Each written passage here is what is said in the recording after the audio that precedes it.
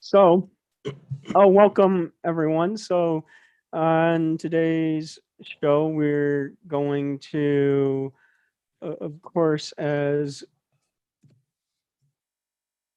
Nick was saying, talk about golf and National Reading Month, and maybe a little bit of basketball and some of the latest news from Korea. So let me go ahead and Full slate tonight, John. what? Well, I mean, we Full were a minute. slate. Well, we were a Well, minute late, but that's well, not no, really that's okay. That's all right. that's not really my fault. But I mean, Well, no, it's tech we're difficulties, and that's yeah. cool. I mean, well, I mean, I don't know how much it is tech difficulties as much as we just had a a long last week, right? Yeah, no, John, it's all good. I don't think the So explanation is now necessary. The audience, Well, I'm I sure, mean, is the still sometimes the engaged. audience might actually wonder what happens to us if we go missing, right? I mean, Well, I don't think at 2 minutes after 10 they're sounding the alarm bells. Maybe they no, are. but I you know what appreciate we it if they can are. give them, Nick, is our opening music. I Let's think do that it. the audience would really like to listen to that. Let's do it. All right, here we go. Welcome to Funniest Part of My Name, a podcast about math and Korean culture, with a side of humor. For information about our podcast, please visit www.johnoaks.com. And now here are your hosts, 프로페서 승찬 and Nick. 하하하. So, Nick, so let's get the National Reading Month discussion kicked off here. So let's just go with, first of all, since it's still National Women's Month, maybe Women's History Month, John. well, you know what? It is actually it's I'm celebrating women's history, current and past, all month long, Nick. Okay, but And realize, celebrate John, if it's present, it's not history anymore, or it's not well, history yet. and celebrating all of the the future history to come, Nick. So why don't we just call it like Women's Celebration Month or Women's Well, why Recognition Month? not? I mean, Women's Recognition Month. I think that maybe covers all of. we're I think maybe that we're that the make first ones to do that, Nick. sure we can apply for the I patent don't on think that or the there's anything to trademark. apply for that. I'm not going to apply for it. I'm just saying you That heard it seems like a first John. here. That seems like something you would do, though. It's Well, okay. I All don't right. think that we need a patent, but I mean, if Okay. you really insist, Nick, maybe we Well, can, but I don't know if a patent, maybe a trademark or a copyright. well, maybe. We can But talk about that later. yeah, well, why not? So, what is your favorite book written by a woman that you might like the Ooh. listeners to know about?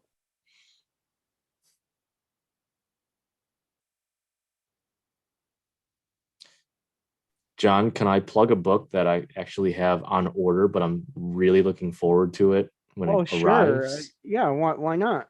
So I am waiting for a signed copy of a title called Inconvenient Daughter, which is a Korean adoption based fiction book.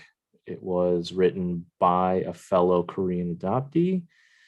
And I am really looking forward to her work in that book. And hopefully, it will be here in a few short weeks. You know, Nick, my favorite book written by a woman has always been a Wrinkle in Time. I mean, I Okay. think that that's a fairly classic book, but I read it in in school, and I've always liked that book. Actually, did you know that the author is now 88 years old, Nick? I did Madeline not. L'Engle. So Like I think that I was actually thinking about this the other day, Nick, of all of the books I used to have as a kid that I don't have any anymore. So, oh no. Well, let's see. Can you think of any books that you used to have, Nick, that you don't have anymore? Yeah, a couple from when I was a kid. Some kind of classics, Where the Wild Things Live, Good Night Moon. Those are a couple I definitely remember from a kid. Yeah, I don't have copies of them now. Maybe my parents do back at their homes, I but used to read. I don't know. Did you ever read the Wayside School series, Nick? Did I? I know. I don't think so. Yeah, I mean, I always liked that one. Well, I think it, of course, is probably something to do with the fact that I ended up being a teacher, and so the really these stories about kids in a sideways stories from Wayside School kind of interested me, and then I like the. Did you ever read any of the Boxcar Kids Oh yeah. books? Yeah, I Yes, like sir, I those did. too. So I don't know why I like those so much, but I thought that it was a very interesting series. Actually, I feel like they probably are still releasing some of the Oh, okay. new books. Let me see. Yeah, actually they Yeah. have a website called boxcarchildren.com now. So Oh, I like the mystery type stories like that, and I have to admit that I liked the Nancy Drew Nancy series. Drew. I had a feeling you were going to say Yeah. Nancy Drew. I So liked Nancy Drew back in the day. yeah. I remember that very Oh, fondly. you know what?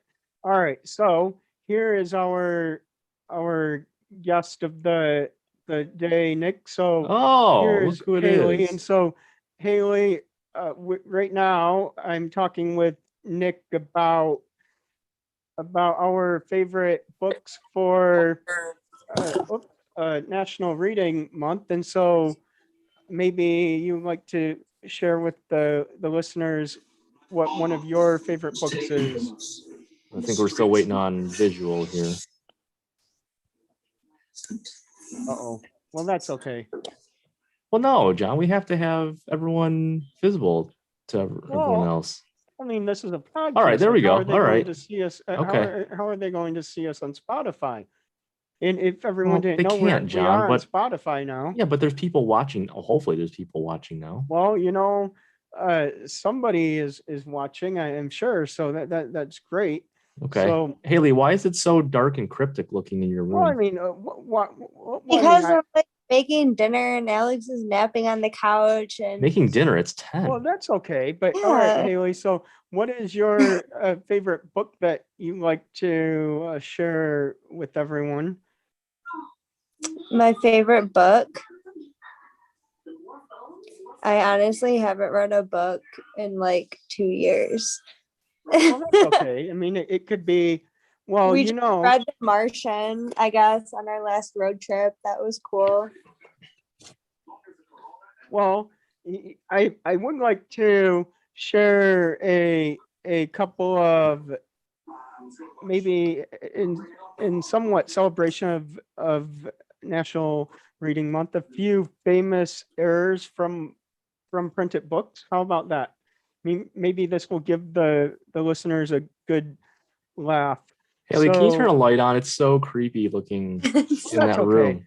So did you know that a 1631 edition of the King James Bible, and it was remembered by history as the Wicket Bible, in that version, the seventh commandment of the Ten Commandments was printed as "Thou shalt commit adultery." Oh, So that's a pretty bad error, right? well, it depends on what your principles are, John. Well, I mean, hey, what can I say? Like, I know that a lot of people would say that the Bible is one of their favorite books to read. So, I mean, that's a little fun fact for the listeners. Okay. So here's another one. So the Road by Cormac McCarthy. So have you ever heard of that one, Nick? What's the title again? The Road by Cormac McCarthy. No, not familiar. So that printed a moment of panic before he saw him walking along the bench down shore.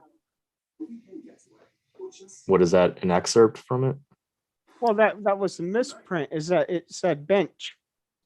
And what was it supposed to say again? Well, you know what, Nick? I don't want to ruin the suspense for the listeners who might not have read the book before, because like maybe this is like I would have to put a spoiler alert on this episode then, Nick. Oh, all right. Okay, you did the right thing. So that's okay, right? Sure. So how about this one? Oh, well, these aren't as interesting. So, what would be interesting is to get Haley's opinion on this. Oh, this Haley's on the story move. here. So, I'm listening now. I can still hear. in our first segment that we usually have a math story, right? And so this is a story this week about how do I say it? It was just, well, maybe here I have two stories I can choose from. So how about we'll start with this one. The headline is "A Modern Approach to Calculus Proves More Relatable." And so this story is from the United States Air Force Academy. So the story goes that math teachers at the Air Force Academy are reinventing the way they teach calculus because the traditional methods are outdated, Captain Raymond Hill says. So more students are succeeding with the modernized approach, which focuses on practical problems with contemporary scenarios and incorporates computer programming and modeling. So what are your thoughts on that story, Haley? Did you ever have to take calculus classes? And if you did, or do you think that this new approach of using more applications would be helpful?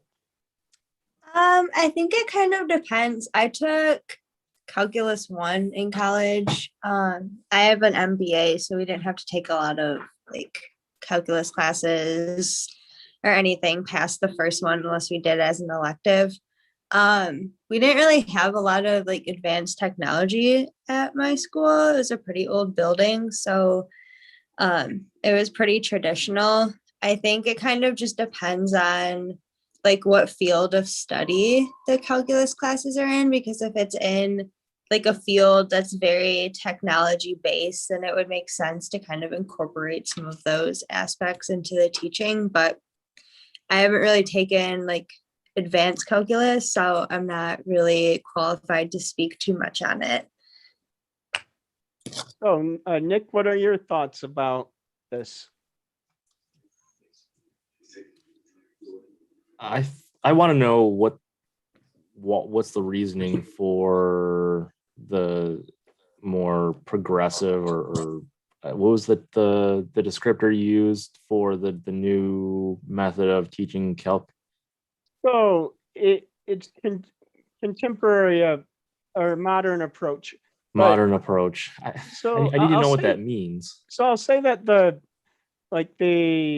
part of the motivation was that some of the cadets at the Air Force Academy were saying that they would finish the academy and then not actually have used any of the skills that they learned in the calculus class in years. And so now they're going to spend more time on some of the a more advanced calculus like vectors and do it using computer aided design. So what are your thoughts about that now that you know a little bit more background, Nick? Okay. It I think it's a good idea. They're focusing on the areas of the subject matter that the students have expressed as being more helpful than others. Calculus is a more advanced form of math than most people will use in their lives beyond college. So if there's certain portions of it that people either know or feel will be most helpful to their careers or their lives after school, then I think that makes a lot of sense to try to modernize both, either the approach or the specific subjects within it, so it aligns better to what people are going to be able to use best. All right. Well, you know what? I think that people could use even more than calculus right now, Nick. A commercial break, Oh, because yeah. everyone needs to probably get up and stretch and get a little snack before we come back for our trivia of the week, Nick. And Oh, I it's can't wait for this. it's golf trivia. Yeah. So now Haley, because it's Yeah. still No, it does. It won't matter. since it's It still is Women's specifically History Month, rigged this is going so to that you be win. trivia about women's golfers. Now, Nick, I'll say that no matter what, this week you're a winner, whether you win or lose, because if you win, your prize is the Gatorade sweat patches came in. Oh, and so if you you win, you found get them? the Gatorade sweat patches, and if you lose, I'll give you the Gatorade sweat patches as your consolation prize. So John, you are too so kind to me. either way, Nick, you get the prize Wow. this week, win Wow. or lose. So this is the only time that there's a consolation prize, Nick. But I feel so fortunate this week. Yep. Thank you, John. yeah, this week only, Nick. It's a one-time event. Yeah, Maybe we that I can am make actually this going to be the victor. Thank you. Yeah, maybe we can make this a once a year event where once a year you get a decent prize, right? Or any prize, because I never win. Yeah, what a time to be alive, right, I Nick? guess so. All right, so now let's see. It is time for our, well, it's time to advertise our, this is, why is the computer doing this? It's been Oh, quite the- come on, No, it's been John. quite the day for the computer, Nick. I will say that because, Blame it on the technology. well, no, this isn't quite the technology fault, because this is What are you just, saying? It's your fault? well, yeah, why not? Oh. I mean, we're all allowed to have one fault a year, right? He's so modest. So, yep. You all are right. truly a man of integrity, John. I mean, Only the wouldn't have best. I wouldn't have it any other way. All right. I wouldn't so- either. So here's our commercial break music.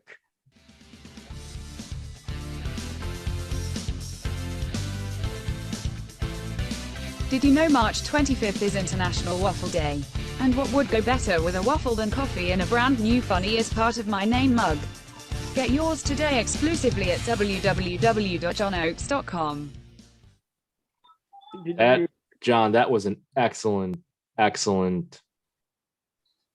advertisement for Waffle Day. yeah, I mean, That just flowed perfectly. who wouldn't want some coffee with their waffles, right? I know I do.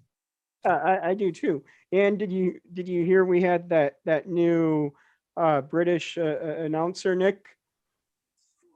I mean, It that sounded was like the same voices every other week. no, it was a new lady this week.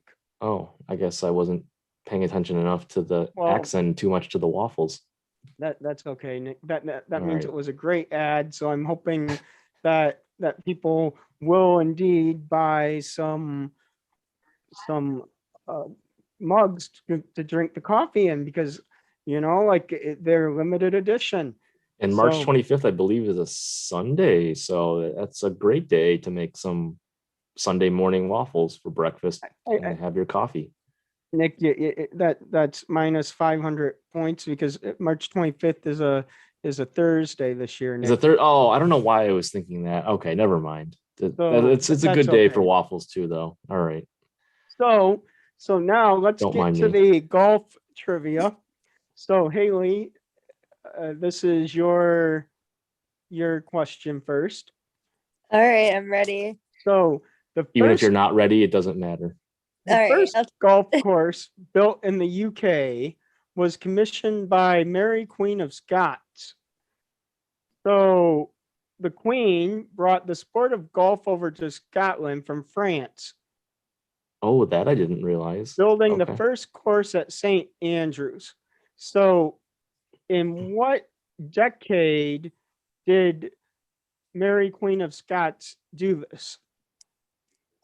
John, can you at least give Haley a multiple choice for this? Can we do true or false or something? Well, okay, Yeah, just so You lost. make it So- manageable. Haley, is it the 1540s, the 1550s, or the 1560s? The 1560s. Oh, so close. It was the 1550s, but I'll give it to you anyway. So you have course you will. 1 point. What do I All have, right. John? Negative. Negative 500, Nick. All right. So, Typical. Nick, you might actually know this. Hey, John, before we finish the golf section, there is something I want to plug that is very relevant to the not only the show but what women's Recognition Month. Oh, So okay. we can get to that at the end of the trivia, though. Just something All right. wanted Very to let good, you Nick. know. All right. So, Nick, you know what? I don't know if you know what, to make this easier for you, Nick, I'll make it Make true it or easy. false. So, Oh my. the first ever golf tournament for women was held at Musselburgh on New Year's Day in 1813. True or false? 1813. Where was it held again? Musselburgh. Where is that? Well, Nick, I don't know if I should give you that hint, but it is I don't. in Scotland. Okay. So 1813 is the year. yes.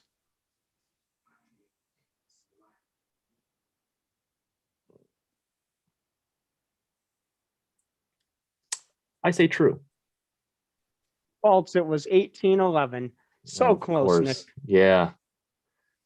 And since that was a daily double, that you got double the negative, so you're down to negative 1500. Wow. All right, Haley. So here's your question. So this one is about Mary Queen of Scots again. So the term that, well, it's a golf term, but the golf term that Mary Queen of Scots coined is derived from the French word for student, cadet. What is the golf term, Haley? The term cadet. Yeah. Um, I have no idea what this is. I've only been golfing once. Well, So, think about like- it. So I'll tell you that this Like, is I only usually- know a par. Like I only know. no, but this is usually like the person like who might carry Oh, things all right. around or Okay. Caddy. yeah, very good, Haley. I'll give you Oh, that was a daily triple, so you're up to Of course. how many did you bet 500 points? So It's you're like up Scrabble I to, think- here. have like 200,000 plus the Gatorade sweat patch because I'll I'm give you the 200,000. All right, so Yeah, it's like Scrabble, double, triple letter, triple word. yep. All right, Nick. I think I'm out of contention, So, but Now, please continue.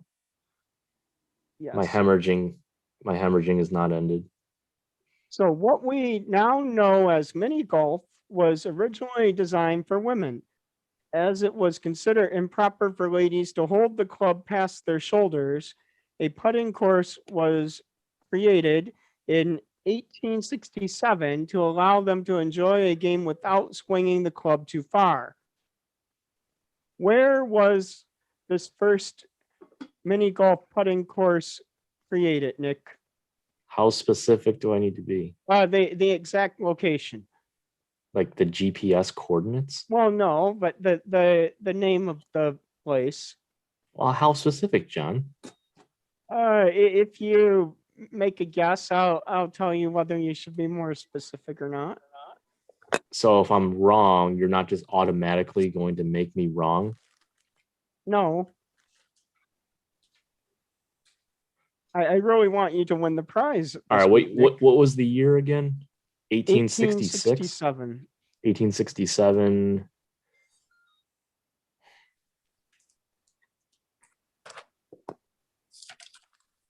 Yep. I'm gonna say I'll go England. Well, you know what, Nick? That's incorrect. Of course, So, it's of course.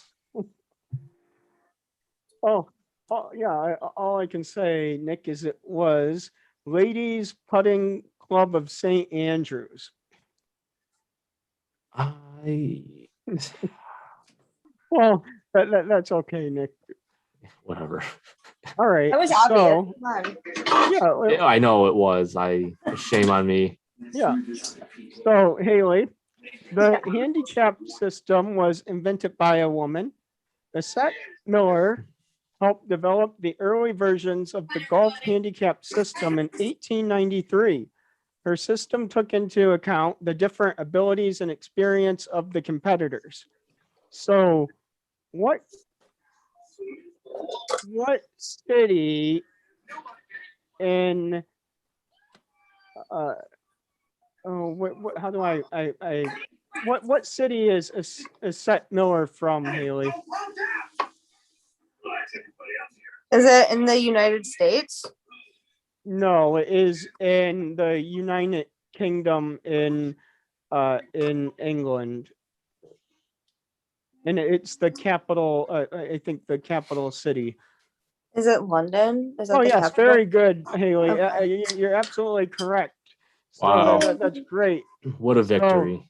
Well, I mean, hey, like on a question about the handicap system, I had to give you a handicap. Yeah, give you're you okay. a little clue right. there, right? That's So fair, it was John. only appropriate. So there's No, you're right. another, You're right. 250 million points. All right, very good, Oh, Haley. I think that might be an insurmountable total for me to catch up. Well, that's okay. For who? That's okay, Nick.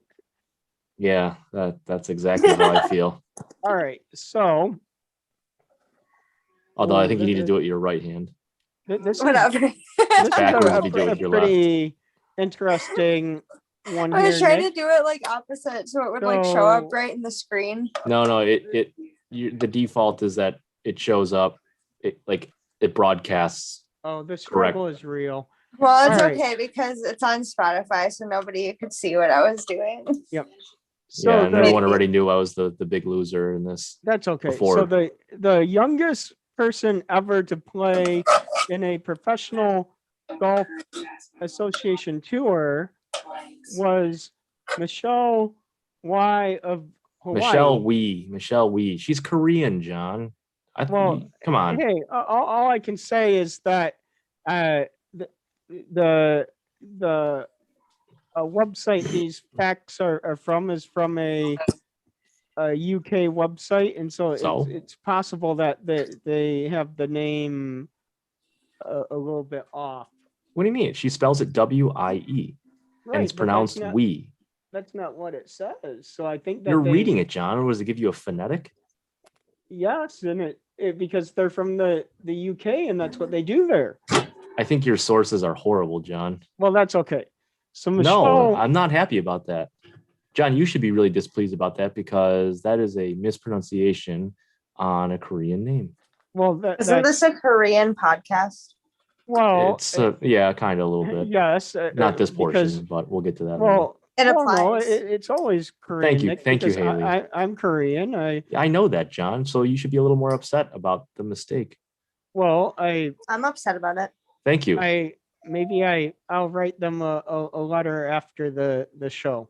Okay. Because should. I did read a study earlier today, Nick, that said that handwritten letters have a bigger impact on people. So, but you have Presuming to the send- postal service doesn't lose it. but it did say nowadays. that you have to send 8 handwritten letters before you actually get your point across. Well, I hope you don't get writer's So, cramp or yeah, writer's well, block. I mean, what can I say, Nick? I'll take the hand cramp to stand up for Michelle Wee in this horrible mispronunciation of her name on this UK website, right? Okay. All right. That So you're serving justice, John. Thank you. yes. So at the age of 14 is when Michelle Wee was in the in her first professional golf association tour event. So what event was that, Nick?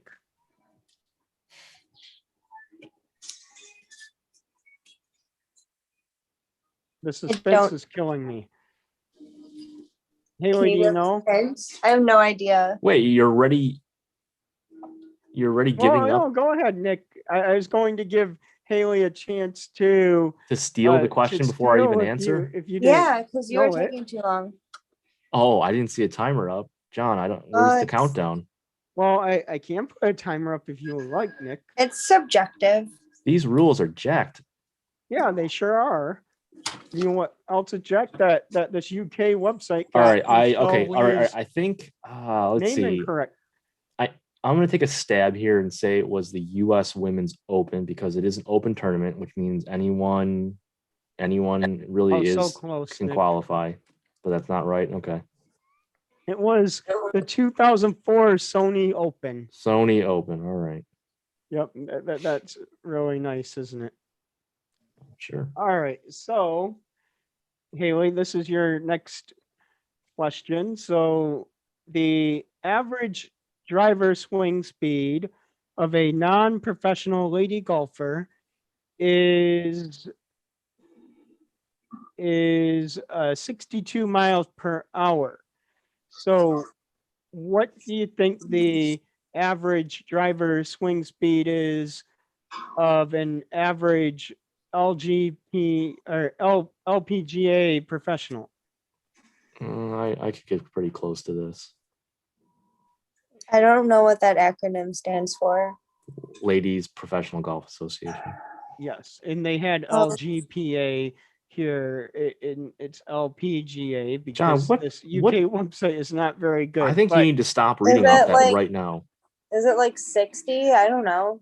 Oh well, the non-professional golfers I don't know. are 62. So the No, John. so try to get it's higher I'm than going like that, Haley. 75. Higher. 75. I don't know. 100. Lower, No, like 80. higher. Just keep guessing. He's eventually just gonna give it to you when you whittle it down. 90. 95. 96. Very good, Haley. I'll take it. 95 is close enough. All right. John, do you know what I Right. average? Let's see. 212 miles per hour, Nick. No. Like you're known on the golf course as the Hurricane. No. I'm really not. But thank you for that recognition.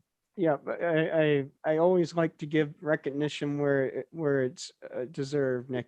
Oh, good. All right, so now, Nick, here is, well, you know what, Nick, I think that you'll know this one. Okay. So, what was name one of the sort of founding members of the LPGA.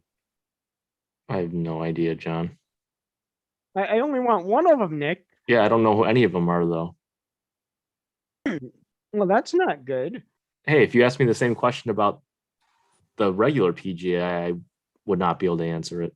Okay, then Nick, I'm I'll not being give you sexist a, about it. I'll give you a second question to try to redeem yourself.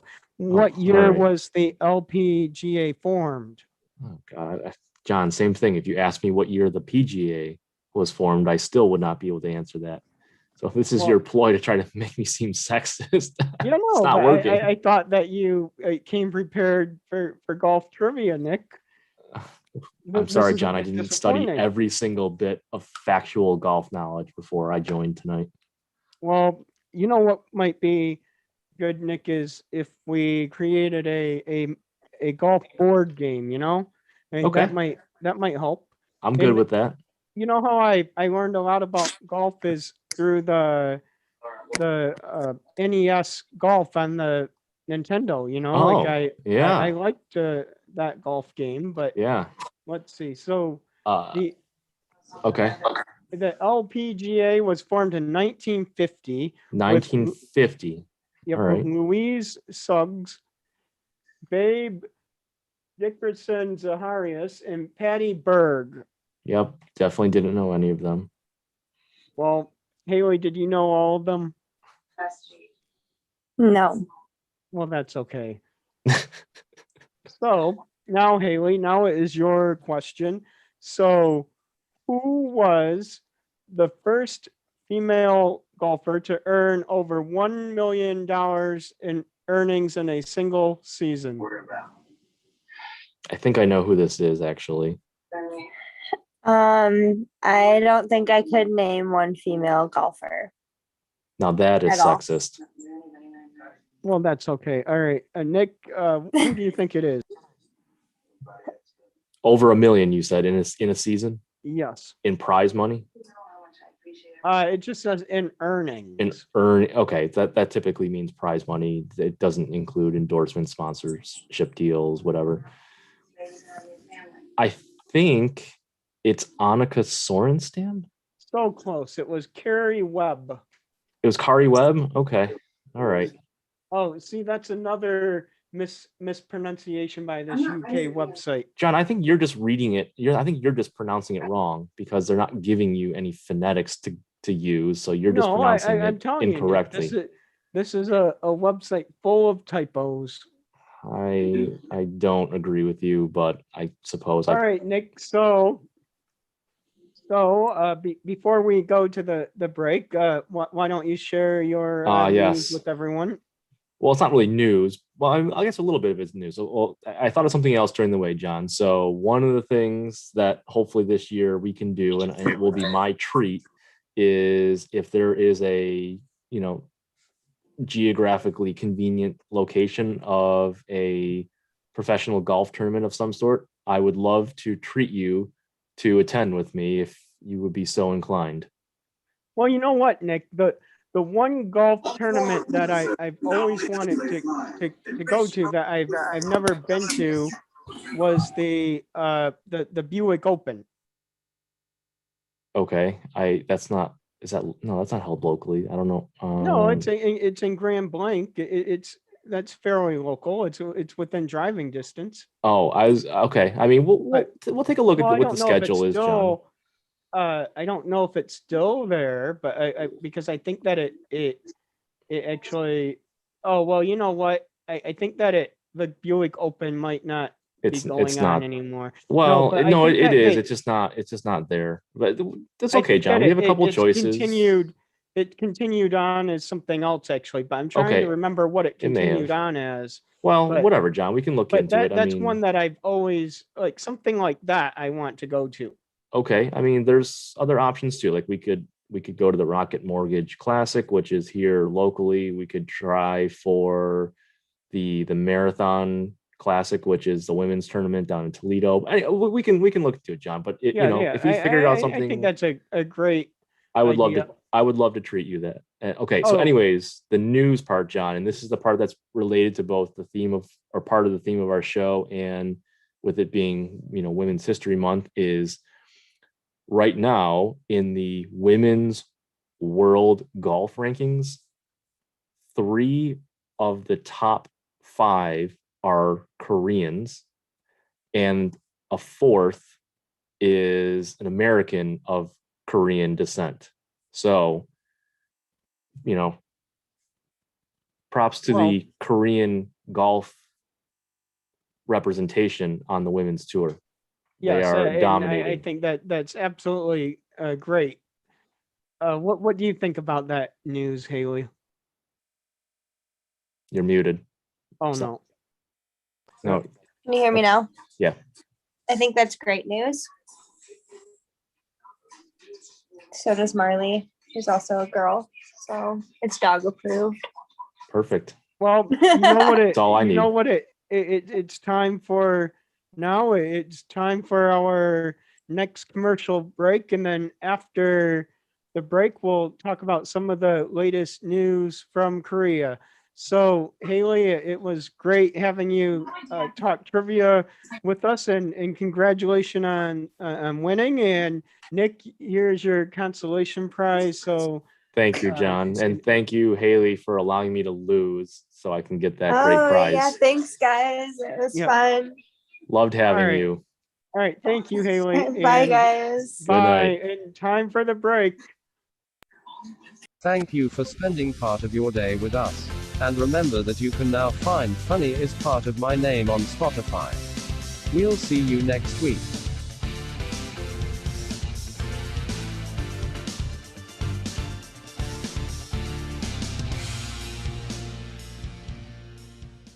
Well, that was another British. No, John, I definitely okay. I was paying attention this time because Hey, I knew, but yes, I did. That was recognize it another this time. British, a new person. And I think that they read the wrong script because it's not quite the end of the show. So I don't know why he would tell the listeners to see them next week when it's not even the end of the show. So I think well, I might fire that's the guy. still technically accurate, though, John. I mean, we will be here Yeah, next but week. I mean, I might fire the guy. Like just like why not?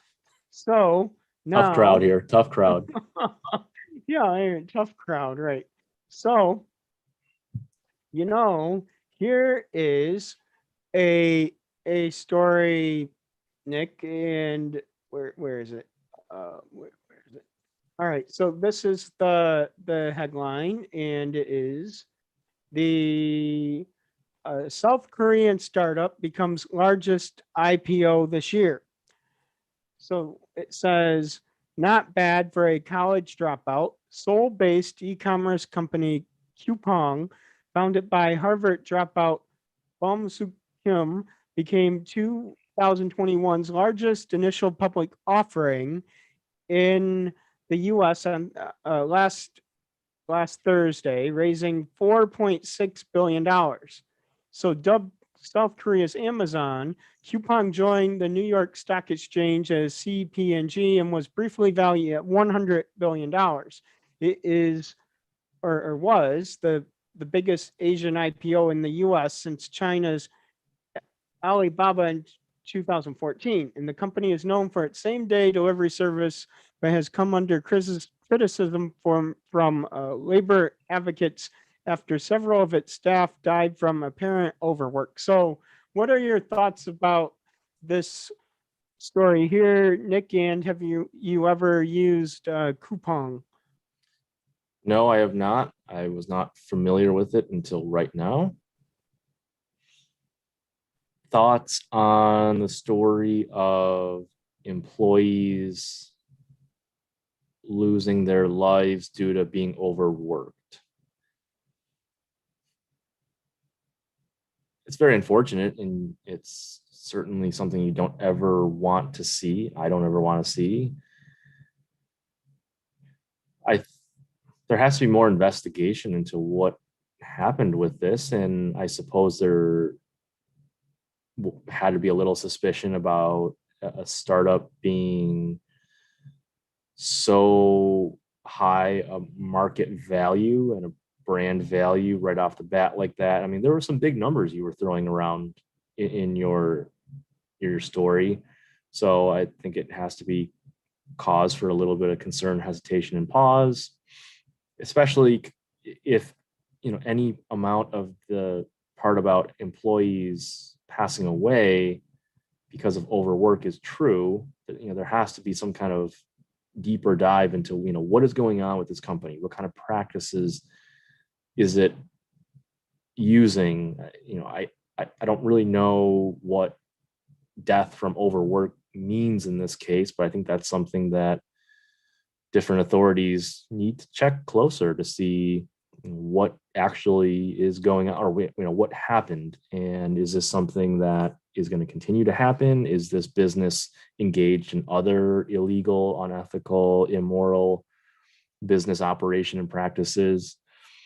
So, immediately my thought is, it kind of seems like a situation that's a bit too good to be true, and we all know how that cliche goes. So I think for now, it's something that needs to be given a closer look to see what's really going on behind closed doors.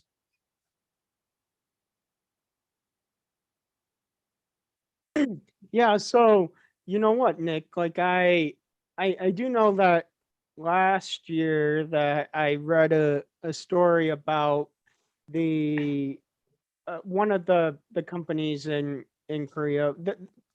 Koreans love their delivery services, and one of them like actually had a guy riding around on a bike making deliveries for like what was it, like 30 some hours straight.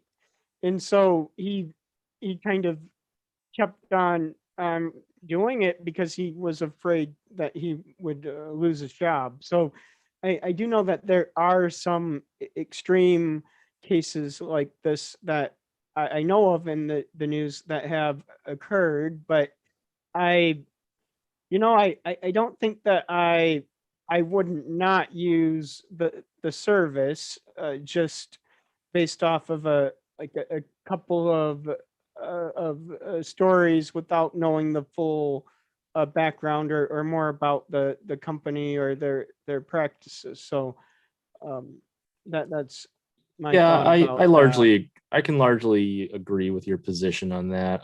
I if you're someone who will only patronize businesses and services that are, I suppose, 100% moral, ethical, legal, you're kind of limiting yourself to what you can actually buy or use. So, if you consider all of the products that we consume and use that are made, either with undesirable business practices or in sweatshops or using child labor or underpaying employees, there you wouldn't be able to really buy a whole lot of anything. So it's not a great reality, and I hate having to think about that aspect of business and the products and services we use. But it's there in such a widespread fashion that you just I'm not saying that I advocate looking the other way, but there is a fine line between practicality and not. So I think a lot of us end up looking the other way because we still have to maintain our own livelihood and whatnot. So yeah, it's kind of a slippery slope.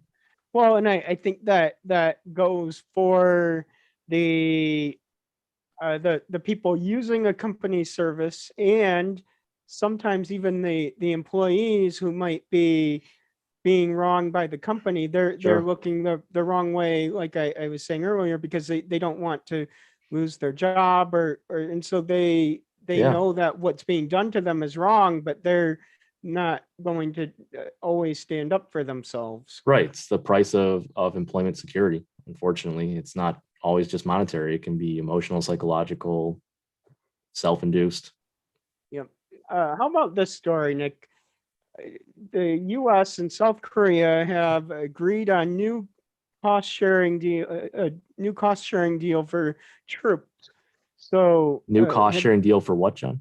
troops. So Okay. The United States and South Korea have reached agreement in principle on a new arrangement for sharing the cost of the American troop presence, which is intended as a bulwark against the threat of North Korean aggression.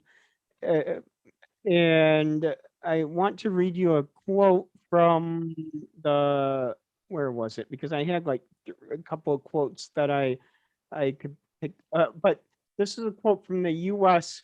State Department, and it says, America's alliances are a tremendous source of strength, and this development reflects the Biden-Harris administration's commitment to reinvigorating and modernizing our democratic alliances around the world to advance our shared security and prosperity. So do you agree with that statement that a deal with South Korea for South Korea to pay the United States for the U.S. presence there is in the spirit of modernizing and reinvigorating democratic alliances? At face value, I agree, because the U.S. is providing a service and providing military presence, and that costs money. So someone has to cover the cost of that. But I think the other question you have to ask is, are those troops there because the Korean government wants them there and they want the assistance from the United States, or does the United States kind of forcing itself on the Korean government, saying, kind of, wielding the sword of being the biggest kid on the playground in the world, and saying, we want some of our own military presence there, and whether you like it or not, we're giving it to you. And now is this the response of, well, we're giving it to you, essentially we're saying you have to take it, but now reimburse us for some of it. I think without knowing the answer to that second question, it's tough to say for sure, but just again, based on at face value, that if in this world, if you're providing a service or a product to someone, then yeah, you absolutely should be compensated in a fair manner that is agreed between both parties.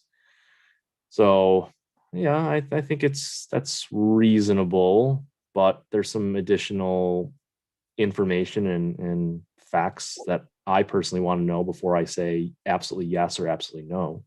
Well, besides the typos in this article, John, these articles, they suck tonight. Where are you sourcing your information This here? one is from the Associated Press, so I don't know why they, and actually but the part of the issue with this one though is that it says Hyunjin Kim in Seoul, South Korea contributed to this report, and so it could be that Hyunjin Kim did not catch all of the typos before he sent it to this this website that I'm reading it from. But it is a good article because it does give a little bit of the information in it that you were mentioning, Nick. It says South Korea began paying the U.S. military deployment in the early 1990s after rebuilding its economy from the devastation of the Korean War. And the big U.S. military presence in South Korea is a symbol of the country's alliance, but also a source of long-running anti-American sentiments. So, like it does give that history of that the South Koreans or the South Korean government were initiated paying for the U.S.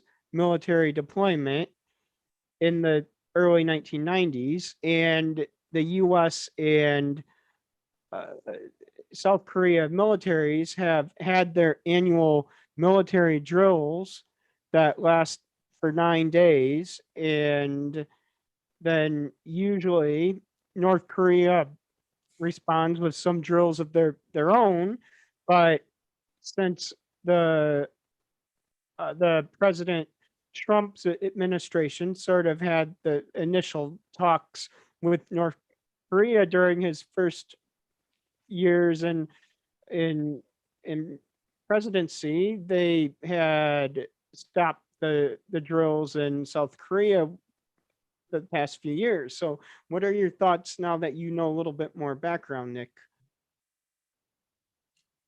I guess I feel a little bit better knowing that the Korean government essentially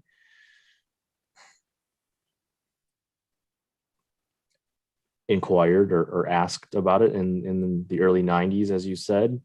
And in a case like that, if you're asking for assistance from another party, then yeah, there has to be some kind of compensation for that. I mean, it's still business, government to government. So I totally get that there has to be some kind of exchange of compensation. But I don't know enough about, is the South Korean government and as a country able to sufficiently protect the border and defend itself against North Korea or potential actions by North Korea, versus no, they're not, and they need help from an outside party, in this case the United States. And if they really don't, again, is the United States just taking advantage of something that was originally a request back 25, 30 years ago, and now kind of leveraging it into another revenue stream, and also kind of gaining some influence over Korea because they are in fact providing this military service, which kind of gives them leverage over a situation. So I mean, there's goods and bads to it, and without knowing every detail or enough details personally, I can't say definitive yes or no it's the right thing. Well, that's okay, Nick. Okay. And unfortunately, that's all we have time for on this topic. And so we are going to go to our final break, and then after that, it will be time for your closing joke of the week, Nick. So John, stop saying closing joke of the week. You say it like it's the last or the only joke I'm going to make all week, but we do this on Mondays. well, I mean, it is How quite about just possible, closing Nick. joke of the show? Well, I mean, hey, how about this closing joke of this week's show, Nick? Yeah, okay, that's accurate. All right, Cool with very that. good, Nick. So now it's time for the last commercial break of the show.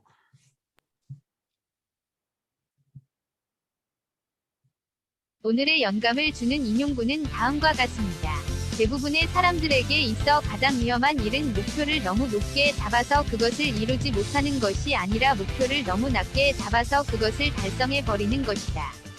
이제 쇼로 돌아가요.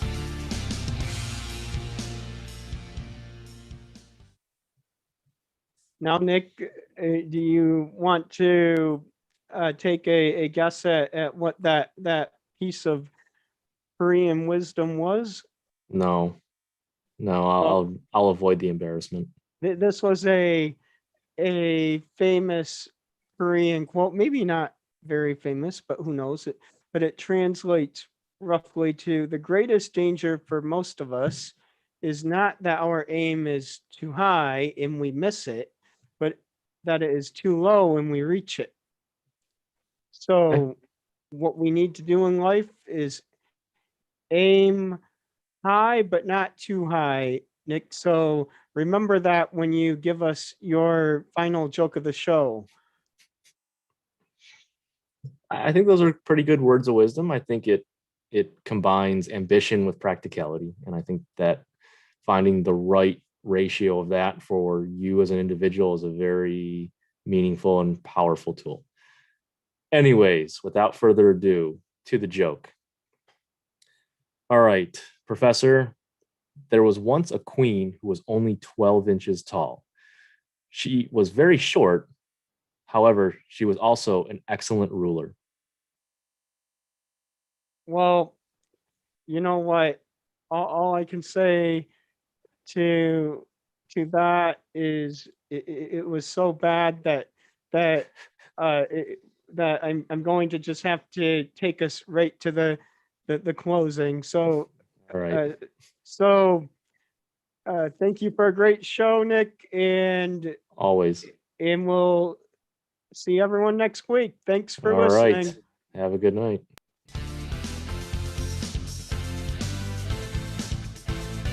You've been listening to Funny is Part of My Name. Please visit www.johnoaks.com for resources and recordings from past episodes. And don't forget to join us back here next Monday for an